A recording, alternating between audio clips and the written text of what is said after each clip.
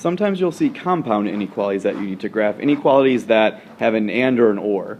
In this case, you don't see the word and, but when you see these inequalities that are sort of three pieces sort of merged together, that's typically going to be an and inequality, and the graph for that's going to look a certain way.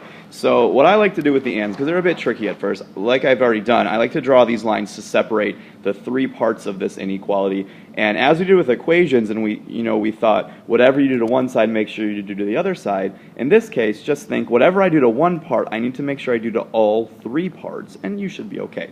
So let's start looking in the middle and do what we would normally do with solving for x. So I want to start by adding 10. Now just make sure you add 10 there, and add 10 there, and add 10 there, added to all three parts.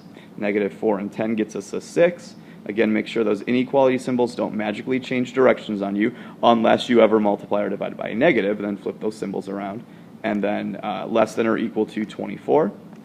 I want to get rid of that 6 that the x is attached to, so since they're being multiplied, I'll divide to undo it. Again, just make sure you divide by 6 in all three parts. So divide by 6 in the middle, divide by 6 on the right, and divide by 6 on the left. So I end up with 1 is less than x, which is less than or equal to 4. That's my answer. To see what that looks like as a graph, I'm going to go ahead and make my number line. I now need two numbers on my number line, in this case a 1 and a 4. If you want to include other numbers, go for it. Make sure your smaller number is always on the left and your bigger number is always on the right, because that's how the number line works. At 1, I'm not allowed to be equal to 1, so I have to have an open circle. I am allowed to be equal to 4, so I'm going to put a filled in circle right there. 4 would be a solution. If you're having a hard time figuring out how this graph is going to look, what I encourage people to do is just look at part of your inequality at a time. So if I just look at this part of the inequality only, that says to shade where x is, so shade all the numbers that are less than 4. Well, all the numbers less than 4 go in this direction, so I'm going to start shading that way.